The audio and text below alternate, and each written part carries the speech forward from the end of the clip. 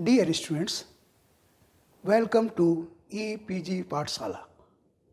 I am Dr. Y.S. Rajput, emeritus scientist working at Animal Biochemistry Division, National Dairy Research Institute, Karnal.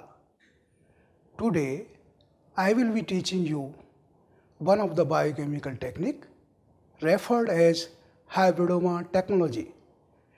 This technique is different from many other biochemical techniques which we have covered in different modules. Module on hybridoma technology is covered under two different parts. This is part B of the module. It is advised that students learn first part A and then proceed to part B. Synchronization work plan is required to obtain sufficient number of myeloma cells grown for at least 3 generations in log phase and have viability greater than 99% on the date of fusion. The cells can be maintained in log phase in 25 cm square flask and finally expanded in 225 cm square flask. Spleen is to be aseptically collected from immunized mouse and can be transferred to cell culture lab. Cells from spleen are to be collected in laminar flow by gently pressing spleen with piston of disposable syringe. Spleen cells are fusion partner and fused with myeloma cells. Differentiated B cells present in spleen cell population actually fuses with myeloma cells. All differentiated B cell will not make fused cells which will make antibodies against identified antigen. Only differentiated B cells primed for making desired antibody on fusion with myeloma cells can make fruitful hybrids. Immunization is carried out to increase abundance of such B cells which will finally synthesize the desired antibodies. Bulb C inbred mouse is immunized with antigen. When antibody titer is ensured, spleen from such animal is used for source of B cells in fusion experiment. Immunization procedure will vary with nature of antigen. For soluble proteins, 250 microliter of antigen containing 50 to 100 microgram of quantity is mixed with 250 microliter of friend's complete adjuvant. Inject this mix intraperitoneally in bulb C mouse. After 14 days, repeat injection but use friend's incomplete adjuvant. After 14 days, repeat injection in friend's incomplete adjuvant. On each day of 3 days before fusion, mouse is given similar amount of antigen intraperitoneally. Spleen from immunized mouse is aseptically removed and washed 2 times quickly with RPMI 1640. Subsequent handling is done in laminar flow. Spleen is placed over wire sieve which is placed in sterile petri disk. Spleen is gently teased with the help of 18G needle and piston of a disposable syringe. Sieve is immersed in medium and shaken few times so that all spleen cells are suspended in medium. Cell clumps are allowed to settle and removed. Cell suspension is then centrifuged. Cell pellet is washed twice with RPMI medium without fetal calf serum and then suspended again in the RPMI medium. Cell number is counted hemocytometer after appropriate dilution and staining with trypan blue dye. Myeloma and spleen cells are separately washed with serum-free medium. Respective cell pellet is suspended in known volume and then cell number is counted using the hemocytometer. Appropriate volume from myeloma and spleen cells are transferred to 50 ml disposable plastic centrifuge tube to obtain a ratio of myeloma cells to spleen cells 1:10. Cell suspension is centrifuged. Cells in cell pellet are fused with polyethylene glycol, which has power to bind with water and thus can remove water molecules trapped between two adjacent membranes. pH is toxic to cells and thus its addition is done in defined way to minimize toxicity, and also fusion results in reasonable number of fused cells. Mouse anesthetized with ether and killed by cervical dislocation is placed on its back on thermocol board and is soaked with 70% alcohol. A cut is made in the abdominal skin. Skin is carefully removed so that the whole peritoneal wall is exposed. About 8 to 9 ml 0.34 molar sucrose is injected at the midline with 15G needle. The mouse carcass is then massaged with blunt side of the forceps to disperse medium throughout the peritoneal cavity. Remove the needle and replace with 22G needle. Draw peritoneal fluid from convenient site. About 4 to 5 ml fluid can be collected. Add equal volume of RPMI medium. Cells are spin down. Tap the cells and suspend them in RPMI medium. 0.5 ml of the cell suspension containing something around 4 into 10 to the power 4 cells per ml are plated each well of 24 well plate. These plates are kept in CO2 incubator overnight for ascertaining sterility. Fused cells are very fragile and far better care is required for their survival. After fusion of cells, cell population is distributed in 96 well plate. These are rectangular polystyrene plates and have 96 wells. Normally 200 microliter of medium is added. Feeder cells are added to each well for supporting growth of fused cells. These are intraperitoneal cells and plated a day before fusion. These act source for growth factors which assist in growth of fused cells. The level of fetal calf serum is raised to 20% medium. Fused cells are grown in head medium for at least 12 days to allow death of all myeloma cells. Subsequently, cells are grown in normal medium. Individual well is monitored regularly under the inverted microscope for growth of cells and for contamination. At about half confluency, supernatant from such wells are screened for presence of antibody by suitable screening procedure. Positive hybrids are expanded and stored in liquid nitrogen. Positive hybrids are also cloned by limiting dilution method. Cloning may be repeated for ascertaining clonal nature of hybridomas. Stable hybridomas making antibodies can be maintained by subculturing or can be freezed in liquid nitrogen. Dear students, by now you must be very clear how much difficult the technology of the preparation of the hybrid cells, because this is a very lengthy process.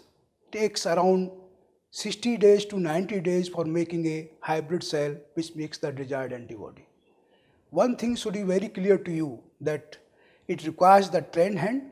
Unless you have experience of maintaining the cells in sterile environment, grow them at 37 degree under 5% CO2 environment, you cannot achieve the growth of the cells. Animal cells, they have very specialized requirement in terms of the nutrient. They require the amino acids, they require the vitamins, they require the salts, they require the buffer, they require the glucose for energy. And all these requirements must be there, but at the same time, the care has to be taken that no fungal contamination, no bacterial contamination comes to the lab or finds entry to your culture system. Essential requirement that you require a continuous supply of carbon dioxide, you require continuous supply of disposables and other requirement. And another important thing that to the cell culture lab, the entry has to be always restricted. No other person should be allowed to come to the lab, because this will add a chance to the further contamination of your culture system. So maintaining sterility, maintaining hygiene conditions, aseptic handling are the prerequisite for working in the hybridoma laboratory. Now I will be focusing more on the certain steps which are essentially required for the production of the hybrid cells. These include screening of hybridoma cells. That means essentially to identify a hybrid cell which is making the desired antibody. Another step in overall process is the cloning of the cells. So that will be also explained in coming slides. Another important aspect is how to make finally the monoclonal antibodies from the hybridoma cells. This will also be covered in coming slides. Screening refers to testing of spent medium for presence of antibodies. A screening method should be standardized in advance. It should be sensitive to detect low concentration of antibodies, reproducible, and should provide results on the same day. Any error in screening method can result in incorrect identification of hybrids, and subsequently all exercise will be futile. Screening method is applied when cells reach 60 to 70% confidence. Enzyme-linked immunosorbent assay is most popular method amongst all methods for screening of hybrids. In usual protocol, antigen is coated on ELISA plate, which is then blocked by BSA or skim milk or gelatin. Culture supernaturals from growing cells are incubated with antigen-coated wells. Subsequently, anti-mouse immunoglobulin enzyme conjugate is added to wells.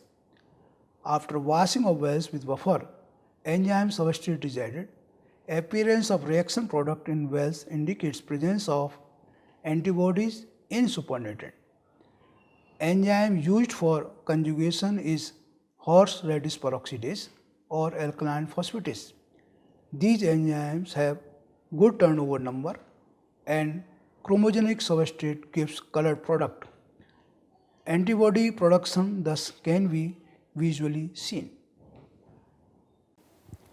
Wells containing cells after fusion will have more than one fused cells. Thus, these must be separated from each other for obtaining cloned cells. Fused cells giving antibody signal in ELISA only needs to be cloned. Cloning is achieved by limiting dilution method. Cell suspension obtained from positive hybrids are expanded in 6-well plate or 25 cm square flask. When sufficient growth has reached, these cells can be used for cloning purpose. Cells after harvesting are counted and their serial dilutions are made so that 100 microliter of the cell suspension contains 1 or 0.5 cells in it. 100 microliter of such cell suspension is distributed to each well of 96 well plate, which each well was pre-plated with 100 microliter of fetal cells. The level of fetal calf serum was maintained to 20% during culture. Growth in each cell is monitored under inverted microscope and clonal nature of growth is ascertained. Wells having clonal growth are marked and screened for presence of antibodies. Wells having clonal growth and making antibodies are hybridomas making monoclonal antibodies against antigen of interest. Hybridomas are frozen in liquid nitrogen for future use. Cells are mixed with freezing mixture which contains 10% dimethyl sulfoxide, 40% basal medium, 50% fetal calf serum. Freezing mixture is cooled prior to use. Cell suspension is distributed to freezing vials. Suspended cells are subjected to slow cooling, and when temperature reaches to about minus 40 degree centigrade, the cells are placed in liquid nitrogen, which has a temperature of something around minus 180 degree centigrade. During slow free cooling process, in presence of cryoprotectant, that is the dimethyl sulfoxide, cells dehydrate. If dehydration is not controlled, it can lead to formation of ice crystals inside of the cell, and this can damage the cells. Thawing is done quickly at 37 degree centigrade, and immediately cells are washed for removing dimethyl sulfoxide, which otherwise is toxic to cells. Cells after thawing are then cultured. Monoclonal antibodies can be produced in vitro as well as in vivo. In vitro method requires large culture of hybridomas in tissue culture flask or hollow fiber reactor. Using anti-mouse IgG affinity column, monoclonal antibodies can be purified. Alternately, hybridoma cells can be intraperitoneally injected to Biopsy mouse, where these cells will form ascites. Ascites are good source of monoclonal antibodies which can be purified by using antigen-linked affinity column. Dear students, if I want to summarize this complicated technique of hybridoma technology, it essentially requires the synchronization of various steps in production of hybrid cells. It requires synchronization of the immunization of mouse. It requires synchronization with the obtaining the sufficient number of myeloma cells required for the fusion with the spleen cells. It requires the obtaining the feeder cells at the time of fusion. It requires subsequent culturing of the fused cells and getting the only fused cells selected in a proper system. And also it requires the screening whether a particular cell is making the desired antibodies. And if so, then one must clone them. And whenever a positive hybrid is there, it essentially requires these must be cared and also must be stored for future use. And once a hybrid cell is obtained finally, these can be grown in culture, these can be stored in liquid nitrogen, and whenever a worker requires, one can always thaw them. So thawing is also a part of the hybridoma technology. So that means one must know the art of fusion, one must know the art of culturing of many cells, one must know the art of screening, one must know the art of freezing the cells, one must know the art of thawing the cells, and one must also know the art of handling the animals, specifically the biopsy inbred mouse, which are required for the production of the monoclonal antibodies in vivo situations. At the same time, even culturing of the hybridoma cells under cell culture conditions can lead to the production of monoclonal antibodies. Of course, the purification of monoclonal antibodies, the strategy for it will depend whether these are produced in vitro or they are produced in vivo. I must thank all of you for listening to this particular lecture, and whenever you have any problem, you can always contact me through my email, that is ys_rajput@rediffmail.com. Thank you.